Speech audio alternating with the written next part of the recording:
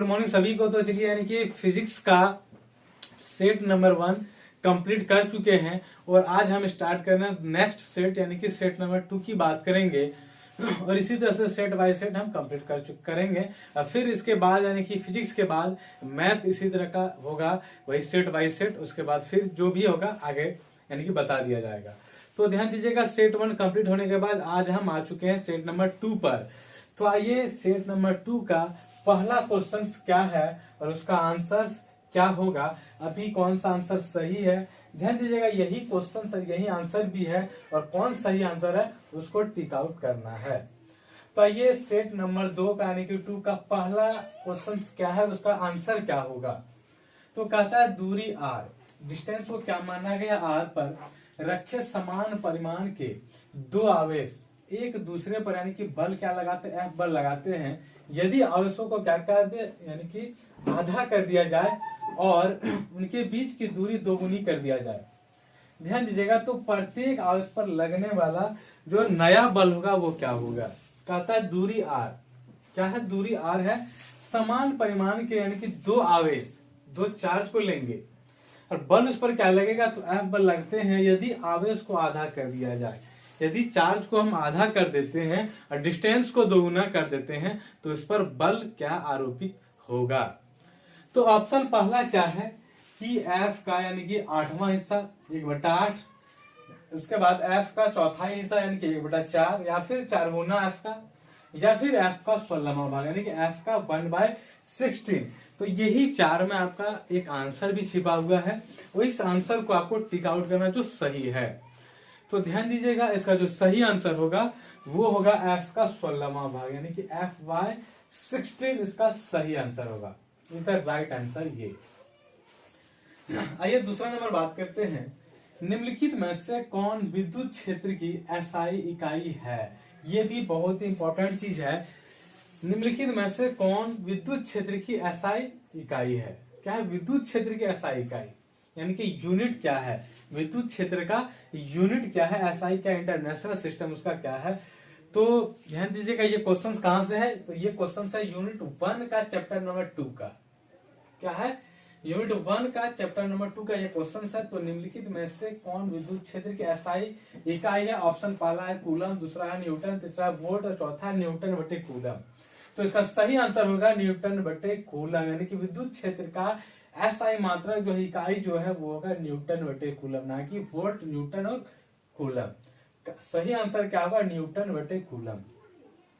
आइए third 3 number की बात करते हैं। जब एक विद्युत द्विध्रुव को एक समान विद्युत क्षेत्र में क्या करता है, रखा जाता है, तो यह अनुभव करता है। क्या अनुभव करेगा, क्वेश्चन कहता है कि जब एक विद्युत द्विध्रुव को एक समान विद्युत क्षेत्र में रखा जाता है तो यह अनुभव करता है क्या।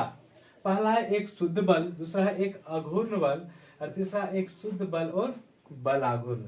और डी नंबर का आता है ना तो एक शुद्ध बल और ना ही बल आघूर्ण यानी कि अनुभव करता है।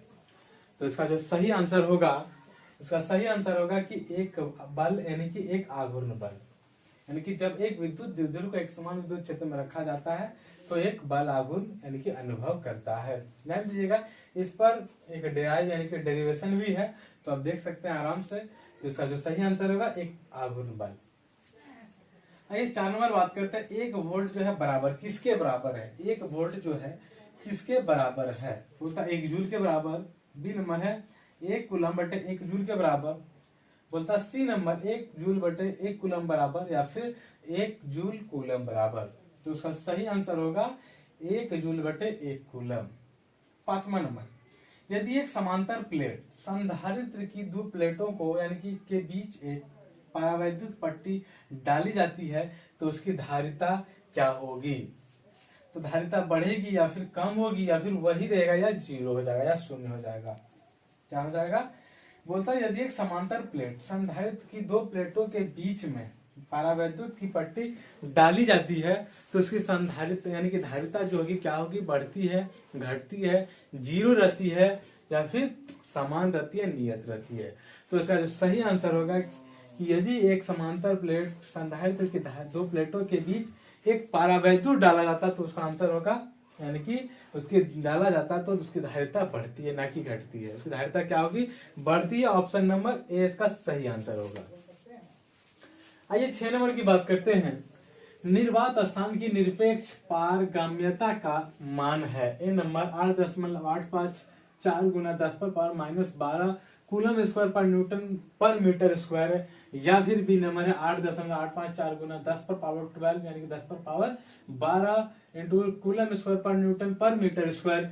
सी नंबर है 8854 इंटू 10⁻12 कूलम स्क्वायर पर मीटर न्यूटन स्क्वायर पर मीटर स्क्वायर, या फिर डी नंबर कहता है 8.854 इंटू 10⁻15 कूलम स्क्वायर पर न्यूटन पर मीटर स्क्वायर। यानी कि 4 ऑप्शन दिया गया है। तो चारों ऑप्शन में ध्यान दीजिएगा, यूनिट आपका जो सेम चीज दिया गया है, यूनिट सेम चीज दिया गया है, ना कि यूनिट को चेंज नहीं किया गया है। इसमें पावर -12 है, इसमें पावर 12 है, इसमें पावर 15 दिया गया है और इसमें पावर 12 तो है लेकिन यहाँ पॉइंट नहीं है। तो इसका सही आंसर क्या होगा, इसका सही आंसर होगा ए नंबर 8.854 इंटू 10⁻12 कूलम स्क्वायर पर न्यूटन पर मीटर स्क्वायर इसका सही आंसर होगा।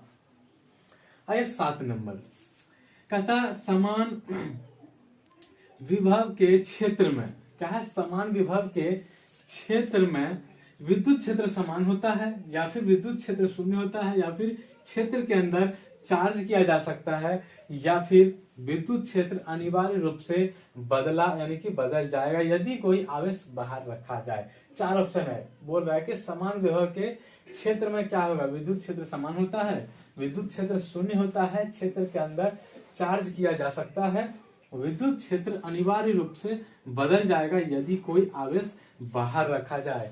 तो 4 ऑप्शन में ये सही आंसर क्या है, बी नंबर, यानी कि विद्युत क्षेत्र शून्य है। क्या है, विद्युत क्षेत्र शून्य है समान विभव के क्षेत्र में। आइए 8वां बात करते हैं। संधारित्र में संचित ऊर्जा के लिए कौन सा व्यंजक सही नहीं है। ध्यान दीजिएगा, सब बहुत जगह क्या मिलता है कि संधारित्र में संचित ऊर्जा के लिए कौन सा व्यंजक सही है, या यहाँ क्वेश्चन क्या है कि संधारित्र में संचित ऊर्जा के लिए कौन सा व्यंजक सही नहीं है। तो कहता है ए नंबर ऑप्शन 1/2 कूलम यानी कि वोल्ट स्क्वायर, फिर है क्यू स्क्वायर बाय 2 सी, फिर है 1/2 क्यू वी, और डी नंबर है क्यू वी स्क्वायर। पहला क्या है 1/2 C V square, B number है Q square by 2 C, C number है 1/2 क्यू वी, डी नंबर है क्यू वी स्क्वायर। तो इसका सही आंसर नहीं पूछ रहा, बोल रहा कौन सही नहीं है, इसका गलत आंसर कौन सा है। तो इसका गलत आंसर डी नंबर होगा, यानी कि क्वेश्चन के अकॉर्डिंग कहा जाए तो गलत आंसर डी है। लेकिन ये पार्ट को देखेंगे तो इसमें टिक आउट जो करना वो डी नंबर को टिक आउट करना है। फिर 9 नंबर की बात करते हैं। विद्युत फ्लक्स का ऐसा ही मात्रा जो कि पिछले सेट में भी ये क्वेश्चन आ चुका था लेकिन ऑप्शन दूसरा था।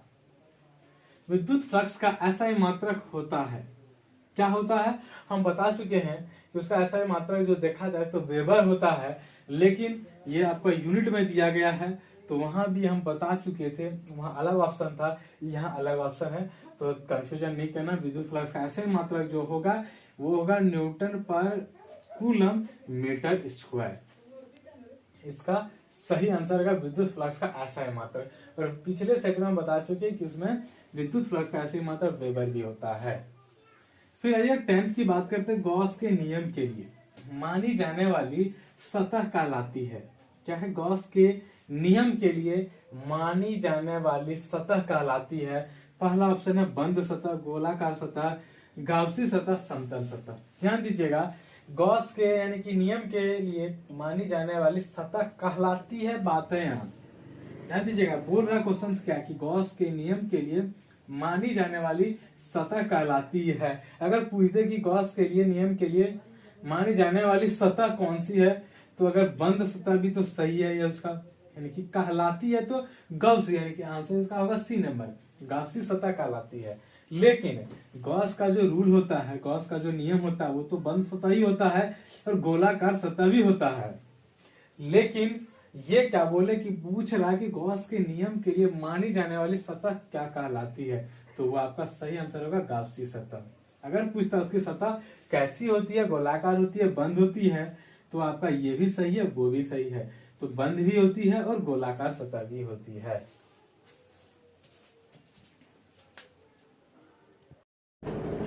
तो चलिए अब आते हैं 11वां नंबर की बात करते हैं।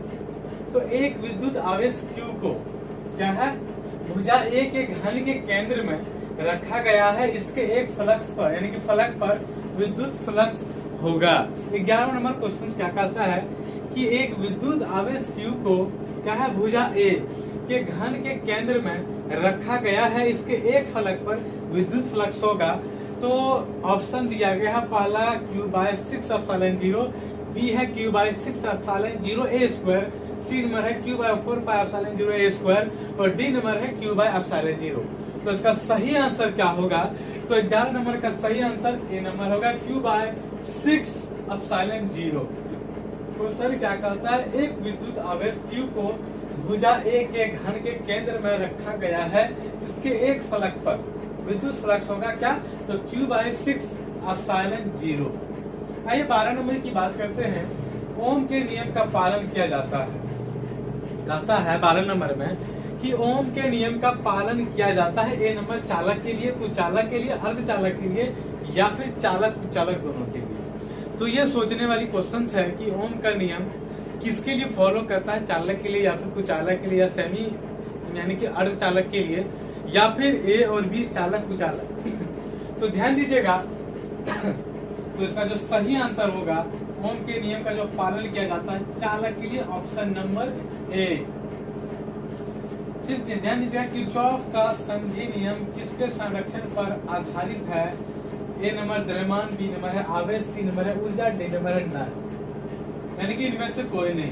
तो किरचॉफ का संधि नियम जो यानी कि संरक्षण जो आधारित है आवेश के संरक्षण पर आधारित है। ध्यान दीजिएगा, किरचॉफ का संधि नियम इसके जगह पर क्या हो जाएगा, आवेश यानी कि आवेश के संरक्षण पर आधारित है किरचॉफ का संधि नियम। ध्यान दीजिएगा, किरचॉफ का संधि नियम आवेश संरक्षण पर आधारित है।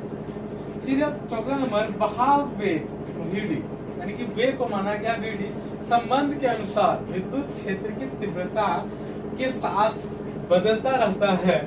तो ध्यान दीजिएगा, कहता है बहाव वेग VD संबंध के अनुसार विद्युत क्षेत्र की तीव्रता के साथ बदलता रहता है। ए नंबर है V समानुपाती E² यानी कि VD समानुपाती E², बी नंबर है VD वृत्त के समानुपाती 1/, यानी कि E, सी नंबर है VD समानुपाती कांस्टेंट और VD समानुपाती E। तो इसका सही आंसर क्या होगा? तो इसका सही आंसर होगा डी नंबर VD समानुपाती E। फिर कहता है किरचॉफ का लूप नियम किसके संरक्षण पर आधारित है?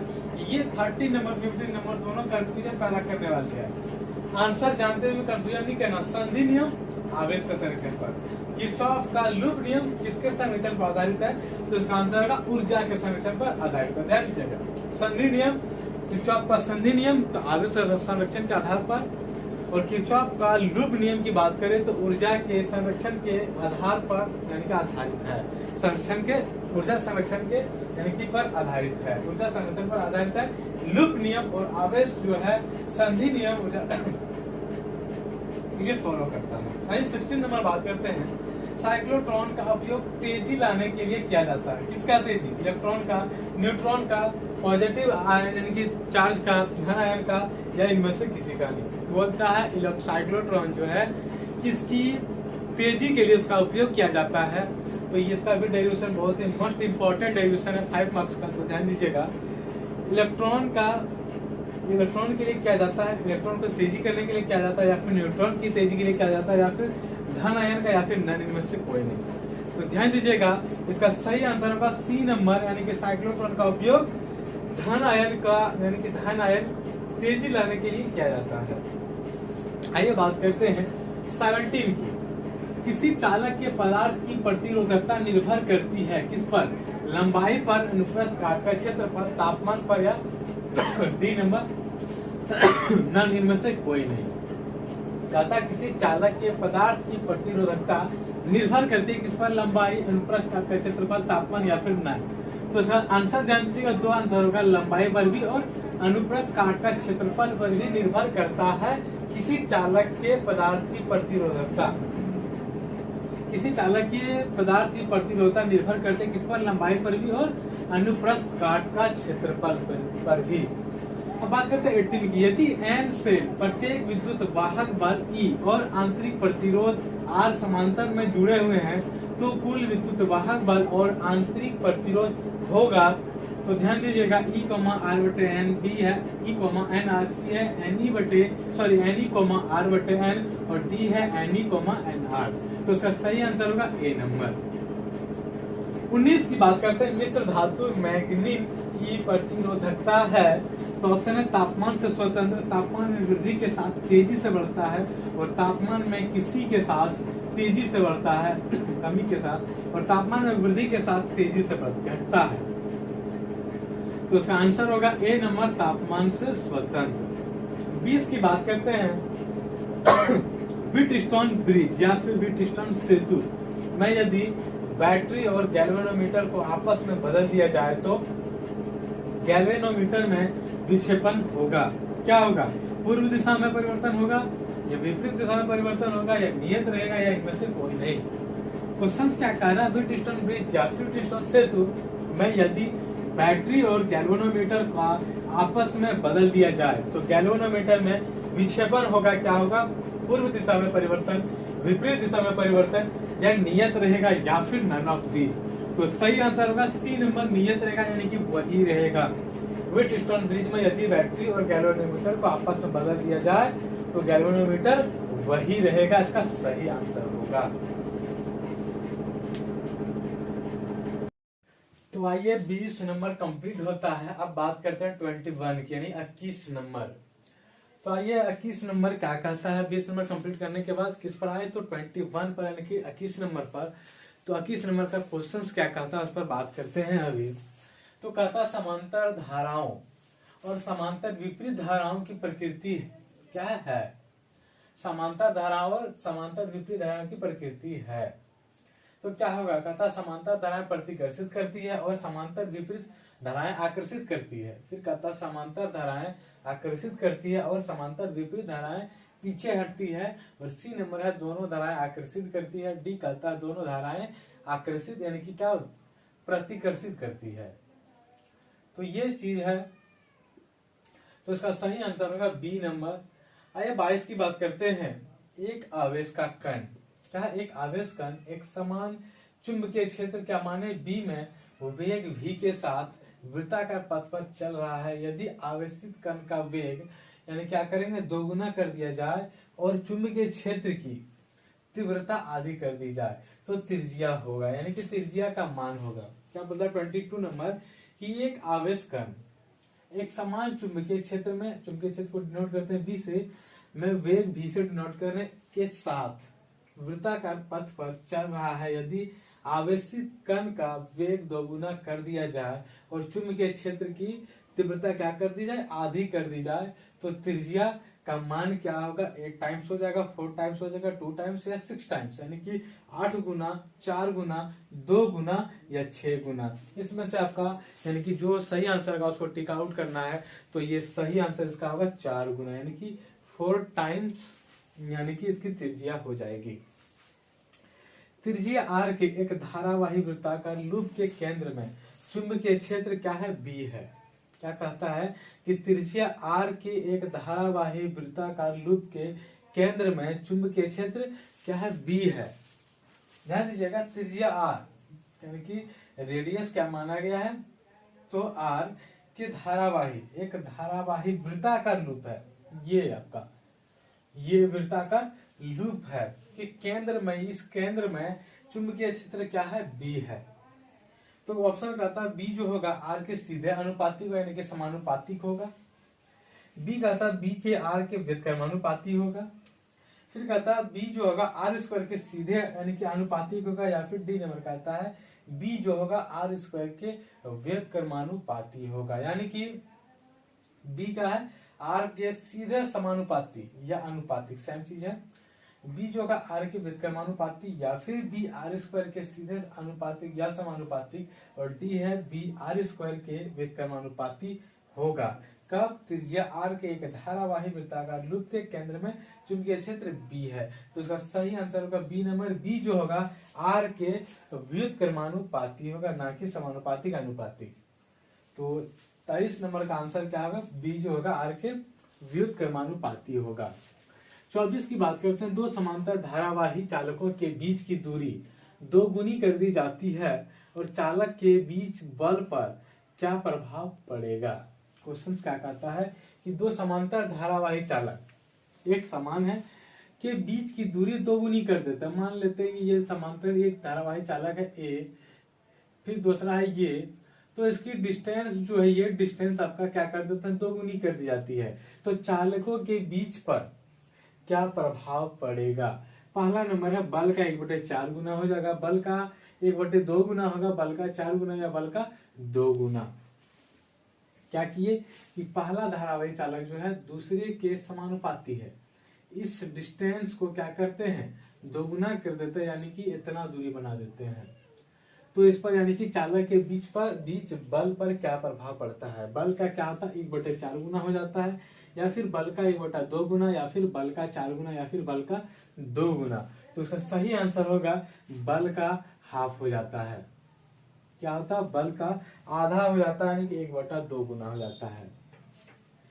25 की बात करते हैं, पारस्परिक अधिष्ठापन की एसआई यूनिट क्या है। क्या है, पारस्परिक अधिष्ठापन की एसआई यूनिट यानी कि इंटरनेशनल सिस्टम, इसका एसआई मात्रक क्या है, एसआई इकाई क्या है। तो ए नंबर का था फैराड, बी नंबर है एम्पियर, सी है हेनरी, डी है टेस्ला। क्या है, ए है फैराड, बी है एम्पियर, सी है हेनरी, डी नंबर है टेस्ला। तो इसका सही आंसर होगा यानी कि पारस्परिक अधिष्ठापन का यानी कि एसआई यूनिट जो होगा हेनरी होगा। 26 की बात करते हैं, चुंबकीय क्षेत्र एक सतह के समांतर है तो चुंबकीय फ्लक्स होगा। चुंबकीय क्षेत्र क्या एक सतह के समांतर है तो चुंबकीय फ्लक्स का मान क्या होगा, 0 होगा, या फिर छोटा लेकिन शून्य नहीं, सी में है अनंत, या फिर डी में है बड़ा लेकिन अनंत नहीं। तो इसका सही आंसर होगा 0, यानी कि चुंबकीय क्षेत्र एक सतह के समांतर है तो चुंबकीय फ्लक्स का मान जो होगा वो 0 होगा। 27 बात करते हैं, लेंज का नियम किसके संरक्षण के नियम का परिणाम है। क्या है, लेंज का नियम किसके संरक्षण के नियम का परिणाम है। तो ए नंबर है ऊर्जा के, बी नंबर है आवेश के, सी नंबर है विद्युत वाहक बल का, और डी नंबर है विद्युत धारा के। क्या कह रहा क्वेश्चन 27 नंबर, ध्यान दीजिएगा, लेंज का नियम किसके संरक्षण के नियम का परिणाम है। तो ए नंबर क्या बोले, ऊर्जा, या फिर आवेश, या फिर विद्युत वाहक बल, या फिर विद्युत धारा। इस 4 ऑप्शन में जो सही आंसर होगा उस चीज को टिक आउट करना है, तो इसका सही आंसर होगा ऊर्जा, ए नंबर। पृथ्वी के चुंबकीय क्षेत्र के परिणाम क्या है, परिमाण है। पृथ्वी के चुंबकीय क्षेत्र के परिमाण है हर जगह समान, बी नंबर का था सभी स्थान पर 0, सी का था बहुत अधिक मान होगा, और डी नंबर कहता है पृथ्वी की सतह पर जगह जगह मान बदलता रहता है। क्या बोले, पहला हर जगह समान होगा, सभी स्थान पर 0, बहुत अधिक मान होगा, सी नंबर का था ऑप्शन, डी का था पृथ्वी की सतह पर जगह जगह मान बदलता रहता है। तो इसका सही आंसर होगा डी नंबर, पृथ्वी की सतह पर जगह जगह मान क्या होता है, बदलता रहता है। तो ये आपका सेट नंबर 2 भी कंप्लीट करते हैं और फिर मिलेंगे हम नेक्स्ट सेट में यानी कि सेट नंबर 3 में। तब तक के लिए थैंक यू।